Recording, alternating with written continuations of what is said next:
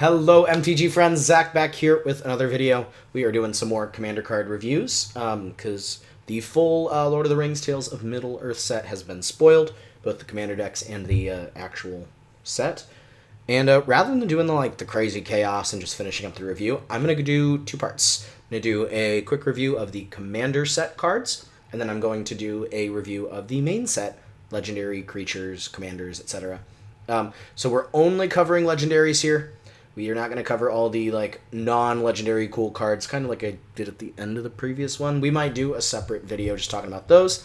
And then I'm going to have some deck text for a couple of the cool cards out of here. So, like I said, we're going to go through the Tales of Middle-earth Commander deck commanders first. I don't know if you all who are watching have actually looked at how many legends are in this set, but it's a ridiculous number. There are 121 new cards that can be your commander in Tales of Middle-earth, be it the main set and the commander set.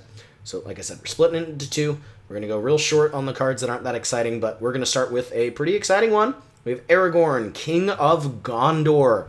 He is a legendary human noble for 1 blue, red, white. He's a 4/4 with vigilance and lifelink. When he enters the battlefield, you become the monarch. Whenever he attacks, up to one target creature can't block this turn. If you're the monarch, creatures can't block this turn. Jesus Christ. Phenomenal card. This is definitely kind of a monarch-centric deck. You don't have to be the monarch, but boy, it really helps. It essentially turns Aragorn unblockable. This feels like very much a Voltron deck. This is Jeskai, Voltron. You suit your Aragorn up. You do everything you can to protect him.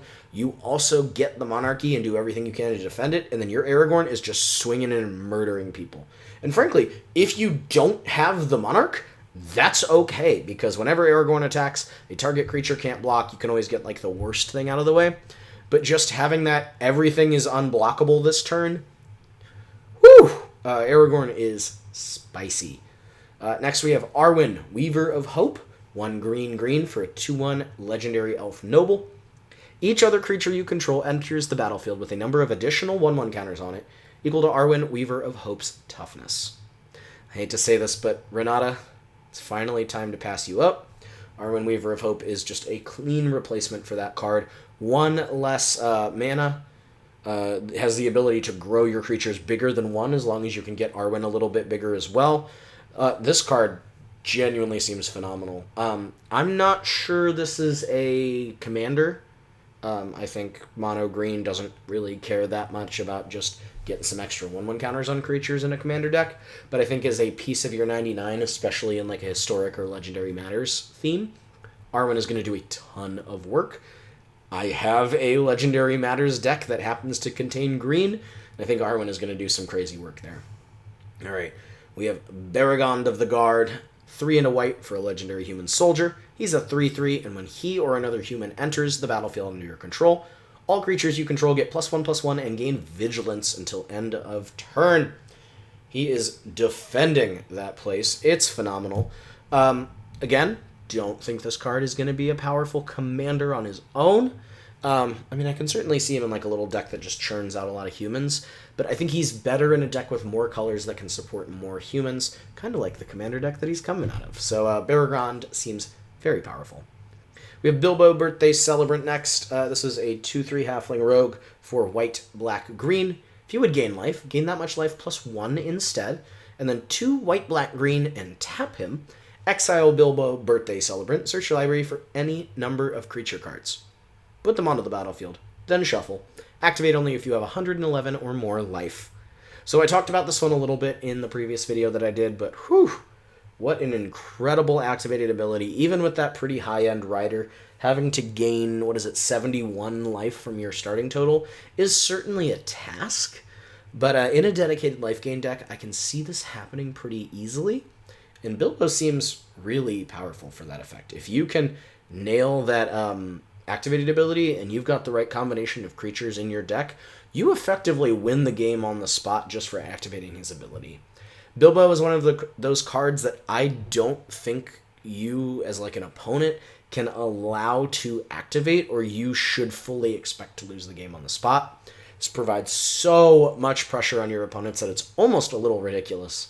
But crazy powerful card. Very easy to build around. Just pack your deck full of life gain, and then put some strong incidental creature combos into the deck in white, green, and black. All right, we have Boromir, Gondor's Hope next. He is a 3/4. He is 2 white and a blue for a human warrior. When he enters the battlefield or attacks, you look at the top 6 cards of your library. You can reveal a human or artifact from among them, put it in your hand, the rest go onto the bottom. He's just kind of easy reward for entering or attacking. Honestly, a pretty good flicker target. Like, I could see this going really well in a flicker deck. You don't even really care about the humans, even if you have some incidental ones, but the artifact searching is honestly pretty nice. I think this could probably be an okay deck on its own, but I'm pretty interested in trying this out in my Yorion deck and just seeing what shenanigans I can grab that way. Oop, there we go. We have Círdan the Shipwright, 3 green blue for a 3/4 elf noble. They have Vigilance and Secret Council. Whenever Círdan the Shipwright enters the battlefield or attacks, each player secretly votes for a player, then those votes are revealed. Each player draws a card for each vote they received. Each player who received no votes may put a permanent card from their hand onto the battlefield. So overall, just a really powerful card. It really incentivizes trying to vote for different people, but the fact that it requires each player to vote secretly means the collusion can't happen, and somebody might get something for free. Again, this is one of those cards where it's like, it's okay. It's not crazy powerful because of the political nature of the card, but if you are a silver-tongued snake at your EDH table and your friends don't hate you for it, I think this card would be really cool, because if you can set yourself up in a way where nobody really wants to give you card draw, you might get some free stuff out of it. Or if you're in a situation where everybody's happy to give you some votes, I mean, drawing 4 cards every time Círdan attacks is pretty spicy as well. All right, we have Denethor Stone Seer next. He is 1 and a blue for a legendary human noble. He's a 1/3, and when he enters, scry 2. You can pay 3 and a red to sacrifice Denethor. Target player becomes the monarch, and he deals 3 damage to any target. The flavor here is off the charts. The power here is okay. I don't usually like commanders that require you to sacrifice them without some massive upside. So 4 mana just to give somebody the monarchy, even if that is yourself, and then just pinging 3, doesn't quite seem worth it on Denethor to me. And so this card's a pretty quick kind of pass in my book. I would love to be wrong about that, and he's certainly not a bad flicker target in like a Jeskai Plus or even an Izzet deck, but Jeskai is usually where you would want to be if you're in red but also want your flicker targets, because white, or your flicker effects, because white and blue do that a lot. Interesting card. We have Elrond of the White Council next, 3 green blue for a 3/3 elf noble. He also has Secret Council, much like Círdan. When he enters, each player secretly votes for fellowship or aid. Then those votes are revealed. For each fellowship vote, the voter chooses a creature they control, and you gain control of each creature chosen this way, and they gain this creature can't attack its owner. Then, for each aid vote, put a 1/1 counter on each creature you control. So Elrond's kind of interesting. He only gets that 1 trigger just when he enters. So again, you kind of want to be flickering him if you want to really take advantage of this. The problem is that between the 2 votes, everyone's fairly incentivized to vote for aid, I feel. If they don't give you creatures, and you're not pooping out a whole bunch of creatures, which, I mean, frankly, if you're building this deck, you probably should, to weight the vote a little bit in your favor, Elrond really struggles to do anything. Because if he's only putting 1/1 counters like on himself, because your 3 opponents and yourself obviously have voted for the 1/1 counter, you're not going to have a great time. So this is a green-blue deck that really requires you to kind of pack full of creatures, and then either tell your opponents, hey, you got to give me something, or you got to put 1/1 counters on it. The other problem is when your opponents run out of stuff to give you. I mean, sure, you're probably winning the game at that point, but it makes for a really easy vote for them as well. Interesting card, though. Very interesting card. All right, we have Arrestor of the Council, 1 green-blue for a 2/4 elf noble. Whenever players finish voting, each opponent who voted for a choice you voted for creates a treasure. Then you scry X, where X is the number of opponents who voted for a choice you didn't vote for. Then also draw a card. Why not? Really great card for a voting-style deck. Also one of those cards where I'm not 100% sure this needs to be the commander, but I do think Arrestor is pretty powerful and pretty decent at the helm. because if you just put as many voting effects as you can into one deck, this is a commander that you can really easily cast, make you some treasures, scry you some, scry you some stuff, make your opponents some treasures, draw you a card. Because you are not getting the treasures, your opponents are. So basically what Arrestor is kind of looking to do is be the odd voice out. You don't want people to match with you. You want to be able to scry really big. You want to draw a card. And I think that's pretty interesting. Compelling enough to build a whole deck, I'm not entirely sure. But I do think Arrestor is pretty powerful, pretty interesting, but fairly limited in their actual application here. Maybe a 99 card.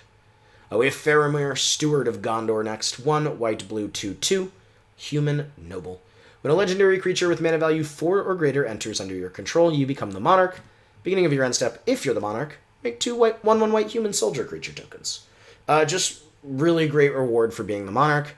Really, I wouldn't say easy, pardon me, but a pretty good way to make sure that you're the monarch at the end of the day is just having a bunch of legendary creatures. This is definitely legendary tribal. Legendary typal. That is the new phrase and wording that Wizards is starting to use for groups of things. And so I'm doing my best to try and police my language on that. Say typal when I mean typal. But yeah, this is definitely legendary typal. This is a Legendary Matters deck. And getting yourself a whole bunch of 1/1s as well as drawing a card. It's pretty nice. Let me do the here. Oh, that's pretty nice. All right, we have Farmer Cotton next, which is, this card is a doozy. So he's a 1/1 for X green white. When he enters the battlefield, make X 1/1 white halfling creature tokens and X food tokens. So it's begun at last. I've been itching for trouble all this year, he says.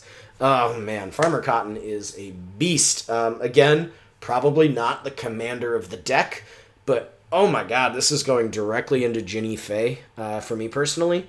Being able to just so flexibly create twice X cats or dogs is nuts. I definitely think that this deck can be an okay commander deck on its own.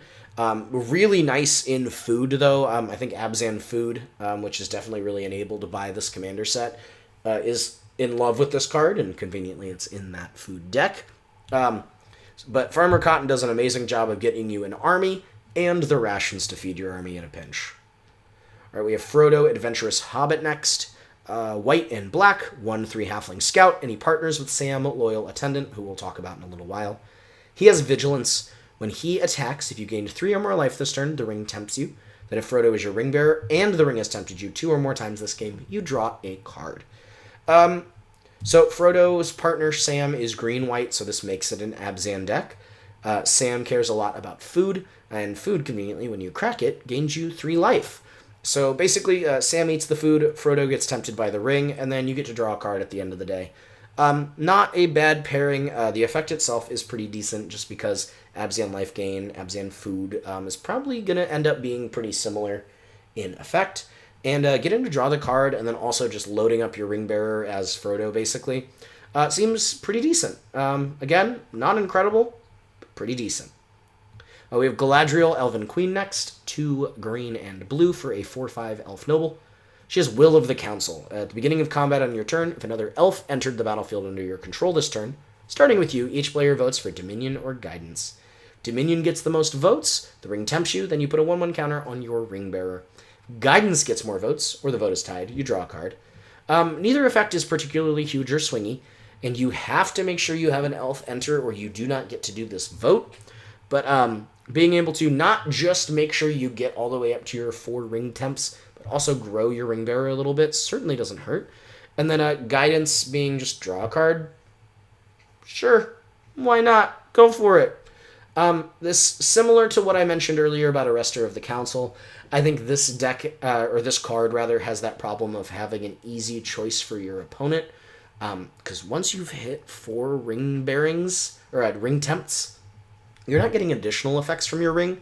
And so it's almost more safe to just say, here, you can have a single 1/1 counter on your poor ring bearer, versus, letting you draw a whole card. So, it's a decent card at the helm of a tempting deck ahead of a voting deck, but I don't think this is a huge game changer if I'm being honest. Perhaps I'm overlooking something here, but just being able to tempt every single turn is not really that insane. Just a single 1/1 counter, and having that contingency of making an elf enter if you before you even get this vote hurts a little bit. It really does. Galadriel seems a little on the lower side, but her stats are really nice for the mana value. So there's that. Next up, we have Gandalf, Westward Voyager. He is 3 green-blue for a 5/5 Avatar Wizard. When you cast a spell with mana value 5 or greater, each opponent reveals the top card of their library. If any of those cards shares a card type with that spell, copy it. You may choose new targets for the copy, and each opponent draws a card. Otherwise, you draw a card. So, right off the bat, card kind of sucks. It really kind of does. For one, you have to be running effects that let you peek at the top card of everyone's decks, whether it's revealed or just let you look.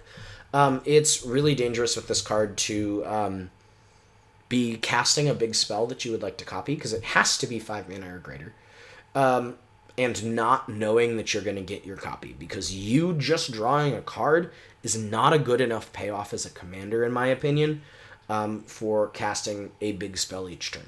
That's it, just one big spell each turn. And this deck basically doesn't do anything until you've hit 5 mana and gotten Gandalf out.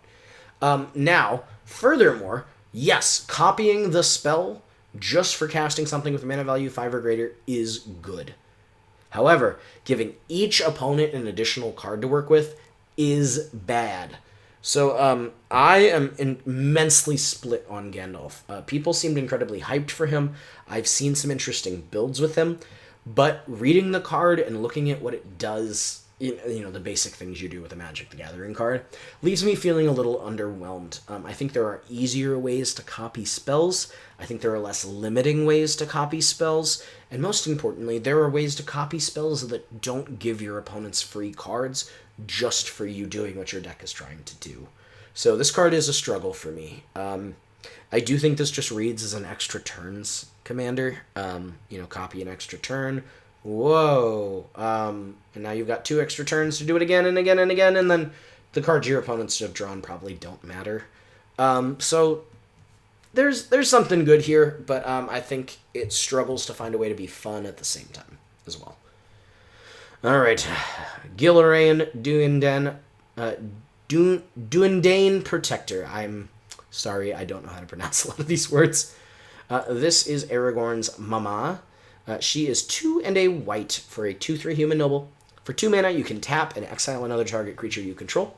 You can return that card to the battlefield under its owner's control, but if you don't, at the beginning of the next end step, it comes back with a vigilance and lifelink counter on it.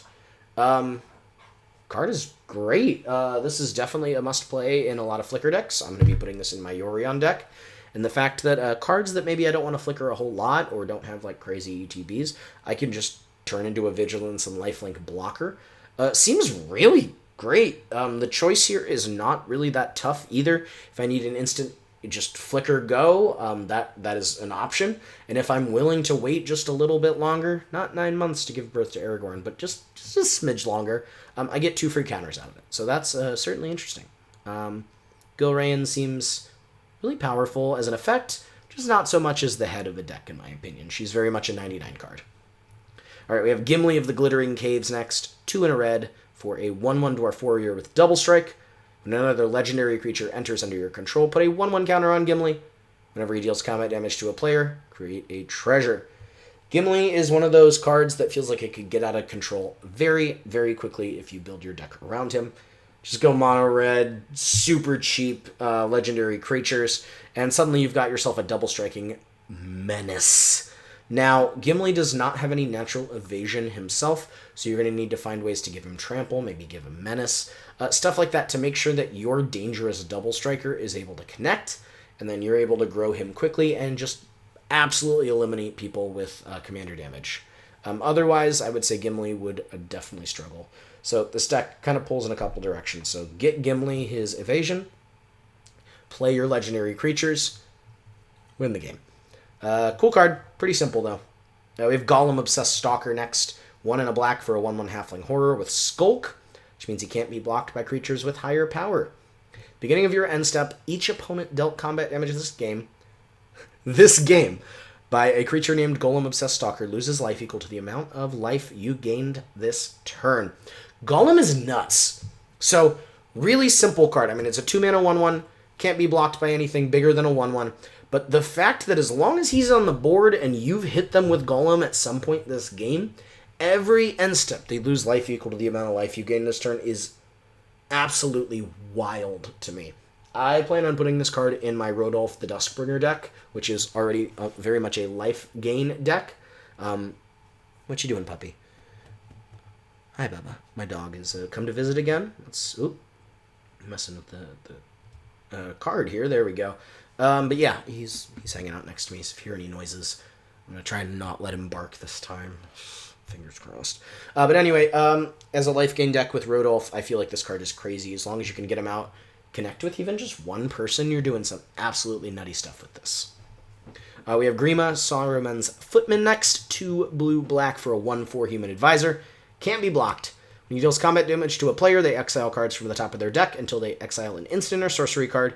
You cast it for free, then that player puts the exiled cards that weren't cast this way on the bottom of their library in a random order.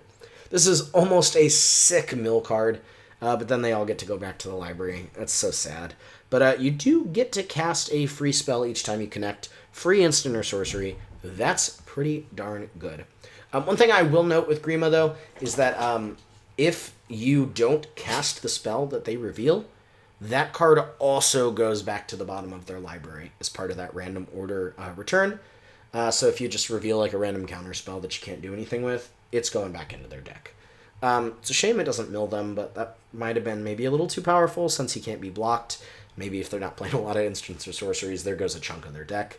But Grima seems kind of cute, kind of cool. I feel like this could probably be like a bit of a build-around commander. Give him some double strike maybe, and you've got yourself a real stew because you're getting 2 free cards. I like Grima a lot. Pretty good. Build your kind of Dimir Spellslingers, but there's a better Dimir Spellslinger in this very set, actually. It's just a couple cards down here, so we'll talk about that one in a moment. Next, we're going to talk about Gwaihir, Greatest of the Eagles. 4 and a white for a 5/5 Bird Noble with flying. When he attacks, target attacking creature gains flying until end of turn. At the beginning of each end step, if you gained 3 or more life this turn, make a 3/3 white bird creature token with flying, and, you guessed it, when this creature attacks, target attacking creature gains flying until end of turn. Gwaihir is so good. Really great card. You don't even need to build a lot of life gain into your deck if you just have some cards with life link. And it's really easy to get yourself just a small army of 3/3s, and suddenly all of your cards are being lifted into the air and doing a lot of damage that way. Gwaihir seems like it might be a nice include for any deck that enjoys flying or any deck that gains life. I think both are perfectly valid options because Gwaihir is going to be creating you some tokens with flying, and he's also just going to lift anybody up that doesn't have flying naturally. I might give this a try in my Safara deck, which already has a lot of flyers, but like for the ones that don't, sure, he's lifting them up, and secondly, if I'm gaining any life, I'm getting me some extra flyers to swing with. Alright, we have Haldir, Lorien Lieutenant next. This is X and a green for a 0/0 elf soldier. They enter with X 1/1 counters on them, and they have vigilance. For 5 and a green, until end of turn, other elves you control gain vigilance, and get +1/+1 for each 1/1 counter on Haldir. This card is nutty. What a crazy include for elf decks. Powerful, almost overrun. Like, you're not getting the trample, but giving your whole board vigilance and giving them a huge buff if you've got Haldir big enough seems insane. I could see this being at the head of just a mono green deck, or you could go for the Golgari elves, or frankly, you could even go for like full Sultai elves here. Go green, black, blue. I could see that being excellent.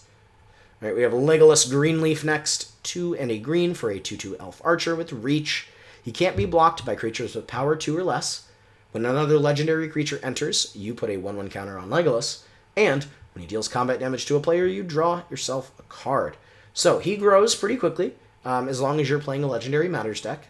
And, I mean, he's drawing you cards if he hits. Like, it's real simple. He's a good blocker as well. It's really, I think the only shame is he doesn't have vigilance, because this card would be cracked if he did. All right, we got Lobelia, Defender of Bag End, 2 and a black for a halfling citizen. She's a 2/2. When she enters, look at the top card of each opponent's library, and then exile them face down. You can tap and sack an artifact to choose one. You can either play one of the cards exiled with Lobelia for free until end of turn, or each opponent loses 2 life and you gain 2 life. I love that Lobelia kind of has that like Gaunty sort of rider on there. You're getting 3 cards face down as long as you've got, the full suite of opponents being 3, so there's 4 players. And the fact that all you got to do is just sack an artifact, so maybe give up one of those silver spoons or something. Or, the food. She's got potatoes behind her. And then you just get a free card off of it. Seems really spicy. Or just being able to drain people instead of eating the food for yourself seems really nice with Lobelia.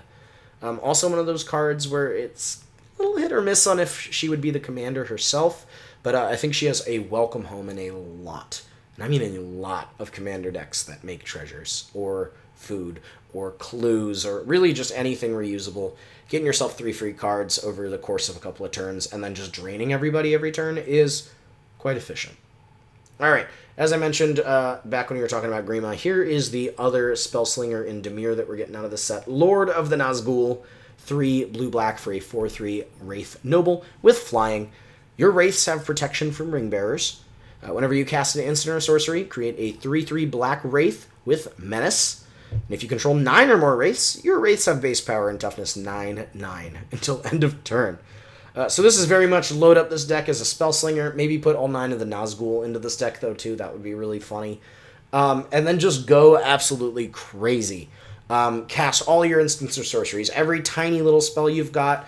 Maybe even go for, like, Isochron, Scepter, Dramatic Reversal combo here and just get infinite Wraiths. I don't know. But either way, you're just making yourself a bunch of dudes, and then once you have a bunch of Wraiths and you're ready to start going, you just go off even harder.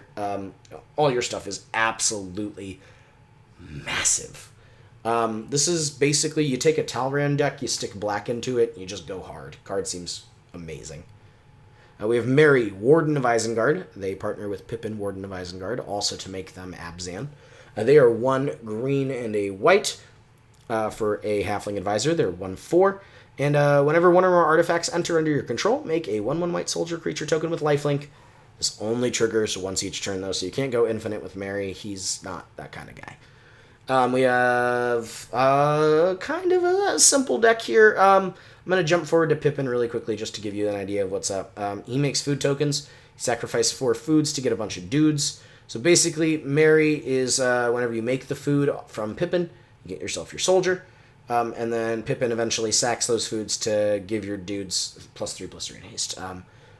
That's really it. I like that the sack 4 foods, the only cost is the food. There's no mana requirements on that. Unfortunately, it is at sorcery speed, so you can't just pump up your board. But they're an interesting little pair. I figured it was more important to show them both together since they're super synergistic. But yeah, that's Pippin and Mary. They're fine. They're kind of cool. I like that Pippin's just for a single mana you can tap and make that food. That's a really easy food requirement every turn. Much, much cheaper than what Golden Goose asks you to do for food, so I like that a lot. Very, very good. Alright, we have Monstrosity of the Lake next. 4 and a blue for a 4/6 Kraken. When it enters, you may pay 5. Any 5. If you do, tap all creatures your opponents control and put a stun counter on each of those creatures. And this is island cycling, because why not? This is a blink card. You don't pay 10 mana when this comes down. You pay 5. You put a 4/6 on the board. You leave it at that. Later on in the game, you flicker this. You pay 5, and suddenly all your opponents' creatures are stunned. That's going to be an entire 2 turn cycles before that stuff untaps, because you pass your turn. They remove the stun counter. They remove the stun counter. They remove the stun counter. Your turn happens again, and whoa! Here we are. Oh, what's that? Maybe I could flicker my Monstrosity of the Lake again, and maybe... Oh, tap them all down and put a stun counter on them. How did that happen? Yeah, card is crazy. Love Monstrosity of the Lake. Not crazy powerful. Definitely not its own commander, though. Especially if that island cycling, like, you can't cycle out of the command zone, so this card needs to be in your 99. But I like this card a whole lot. Alright, so we talked about Pippin. Green, black, 2/2, Halfling Advisor, blah, blah, blah. Partners with Mary, makes your food, sack. Pretty powerful buff. Anyway, we have Radagast, Wizard of the Wilds. 2 green, blue for an Avatar Wizard. He has Ward 1. Your beasts and birds have Ward 1. Whenever you cast a spell with mana value 5 or greater, either make a 3/3 green beast or a 2/2 blue bird with flying. So we have another great card to pair with Tawnos from Brothers War, who also really cared about beasts or birds. Seems like a really fun typal kind of deck where you're just going in on beasts, birds, and big mana value. There's a deck title for you. Beasts, birds, big mana. As simple as that. Also, decent body, and given that Ward 1 is really nice elemental protection here. Radagast is a sweet card. There's Sam, Loyal Attendant, as mentioned earlier with Frodo. 1 green-white for a 2/4 halfling peasant. Partners with Frodo. At the beginning of combat on your turn, you make a food.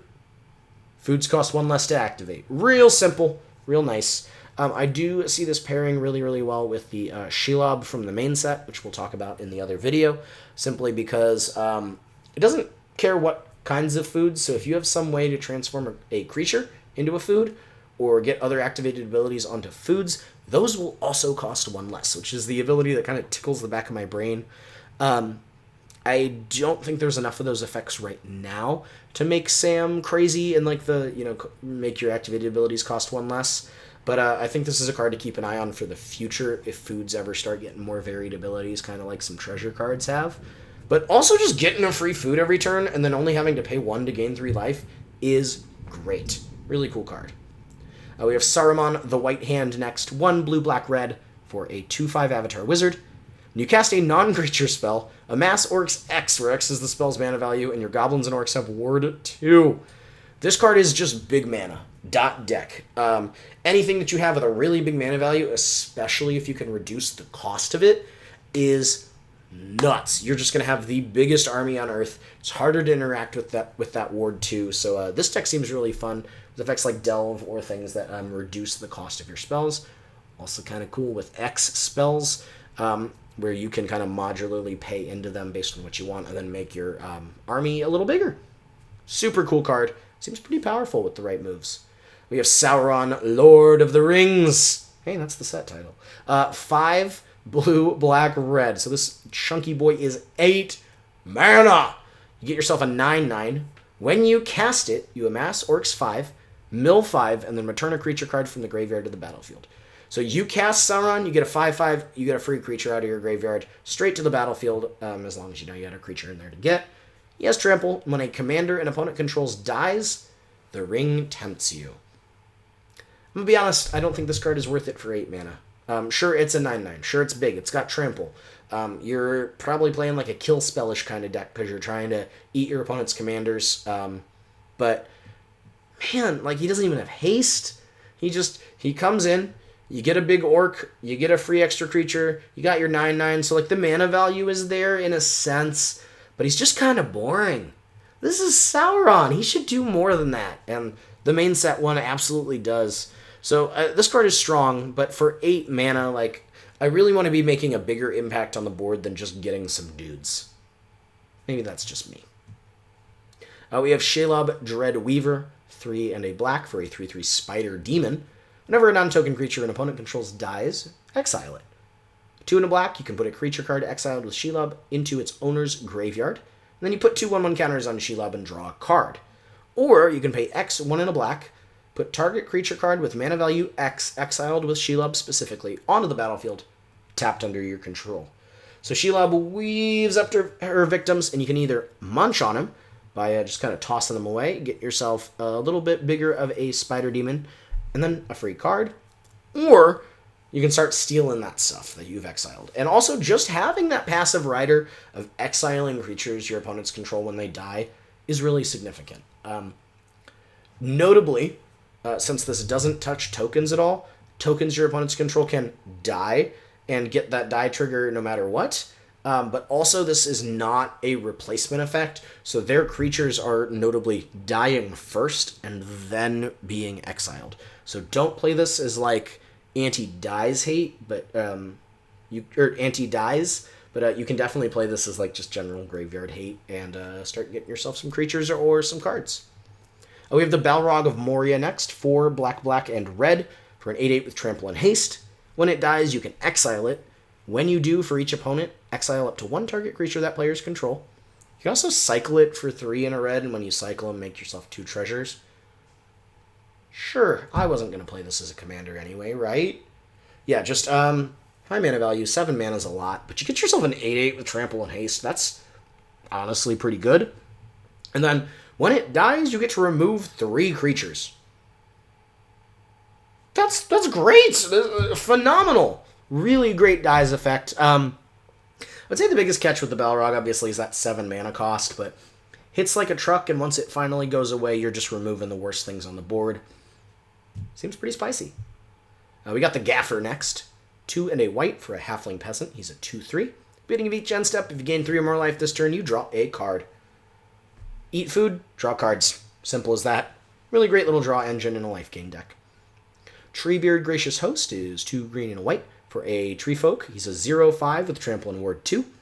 When he enters, make 2 food. Whenever you gain life, put them any 1/1 counters on target halfling or tree folk. This is turbo life gain. You want little instances of life gain constantly. And then you just make Treebeard huge. Just huge.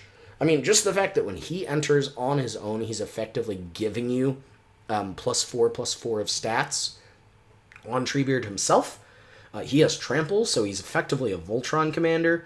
I think this is a card where you just play a lot of little incidental life gain, maybe some life link effects. This is a good place for like Heliod, even if you're not doing the Walking Ballista combo.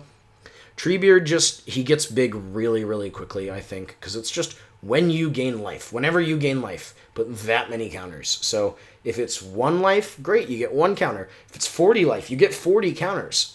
So play your life gain, play Treebeard at the helm, and you've got yourself a really powerful little deck, I think. He seems really, really dangerous, and the ward, too, makes him really hard to get rid of. All right, we got 2 more cards. We got Yomer, King of Rohan, 3 red, white for a human noble. He's a 2/2 with double strike. When he enters with a 1/1 counter on it for each other human you control. When he enters the battlefield, target player becomes the monarch, and he deals damage equal to his power to any target. So you play a whole bunch of humans, like just plain and simple. This is a humans deck. Whether he's at the helm or not, he's going in a humans deck. He enters, deals a massive amount of damage because obviously you've got a whole bunch of humans. You pay 5 mana for a double striker. You got 10 humans on the board. You got a 12/12 double striker. He enters, you get to be the monarch, and he deals damage. Oh my god, this card is psychotic. I'm just reading it for a second time because of how good this is. Humans are so easy to just puke onto the board. Lots of little tokens. Humans is one of the most supported types in the entire game. Swarm your board, drop Éomer, you basically win the game because now you've got a huge attacker. You're drawing a card on your end step, and whew! Terrifying. Éomer is terrifying. And then lastly, we have Aon Shield Maiden. She is the face card for the humans deck. 2 blue, red, white. She is a human knight. She's a 5/4 with first strike. Beginning of combat on your turn. If another human entered this turn, make 2/2 red human knight creature tokens with trample and haste. Then if you control 6 or more humans, draw a card. There you go. There's your commander. This is the humans commander forever. If you made a human, get yourself an additional 4/4 worth of stats that can swing right away. They have trample. If you control 6 or more humans, you just get a free card out of it. So again, humans are really easy to puke onto the board. Aowen is the humans commander. End of story. No more conversation. Yeah, that's Aowen. And that's all the commander cards out of this set. So thank you so much for watching this video. If you enjoyed it, give us a like, subscribe, comment below, ring the bell, etc., etc. I'll see you in the next one where we're going to be covering all the main set legendaries.